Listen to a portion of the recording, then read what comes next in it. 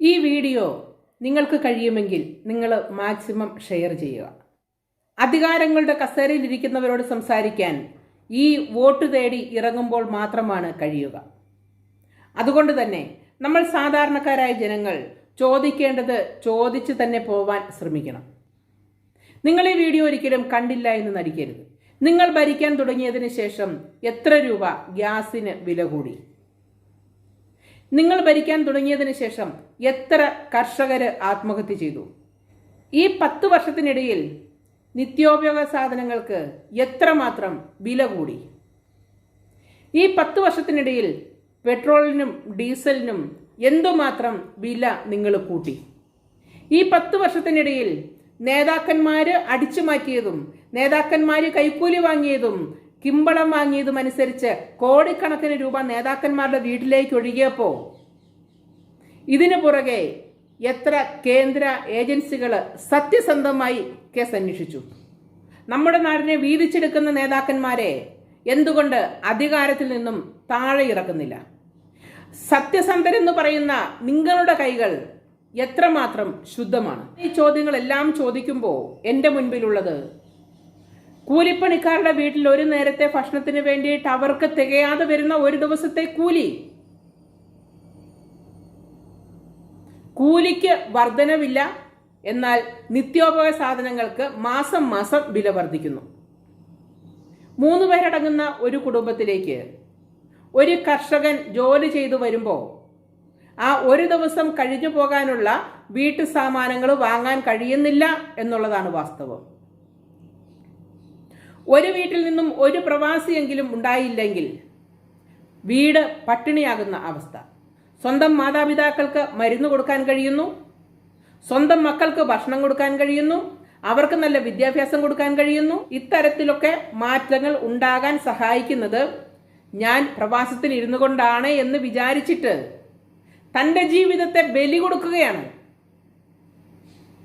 കുടുംബമായി, മക്കളായി, കൂടപ്പിറപ്പായി, മാതാപിതാക്കളായി എല്ലാവരോടും ഒരുമിച്ച് ജീവിക്കേണ്ടുന്ന പ്രവാസികൾ ഒറ്റയ്ക്ക് ജീവിതം ജീവിച്ച് തീർത്ത് രോഗിയായി നാട്ടിലേക്ക് മടങ്ങുകയാണ്.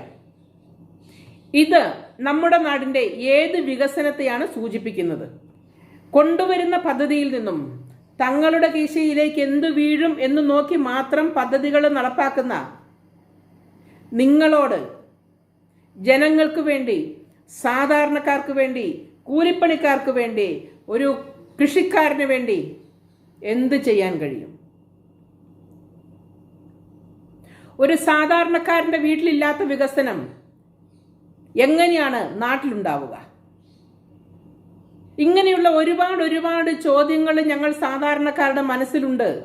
പക്ഷെ ഞങ്ങൾക്ക് നിങ്ങളിലേക്ക് എത്തിക്കാൻ കഴിയുന്നില്ല. കാരണം ഇവിടെ സാധാരണക്കാരന്റെ ശബ്ദം ഉയരാൻ നിങ്ങൾ സമ്മതിക്കത്തില്ല. അടിച്ചമർത്തപ്പെടുകയാണ് എല്ലാവരുടെയും ശബ്ദത്തെ.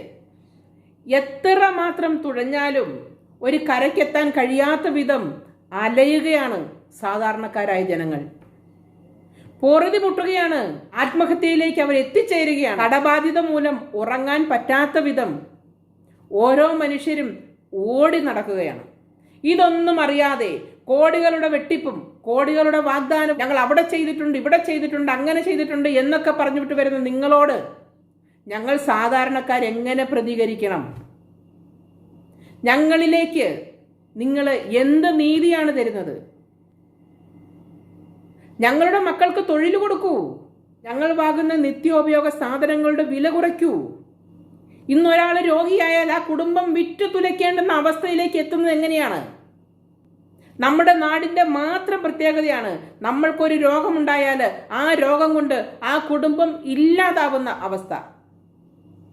അതല്ല എങ്കിൽ രോഗിയെ ഉപേക്ഷിക്കണം, ചികിത്സിക്കുന്നില്ല എന്ന് തീരുമാനിക്കണം.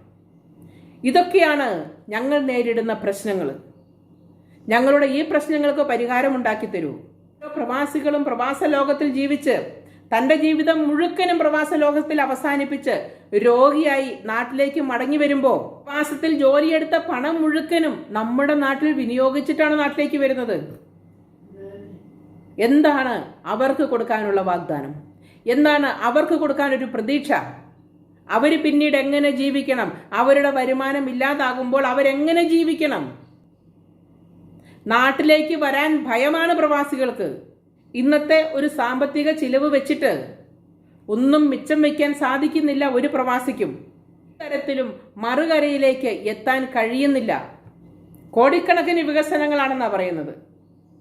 സാധാരണക്കാരെ തിരിച്ചറിയുന്ന രാഷ്ട്രീയക്കാരാരാണ്?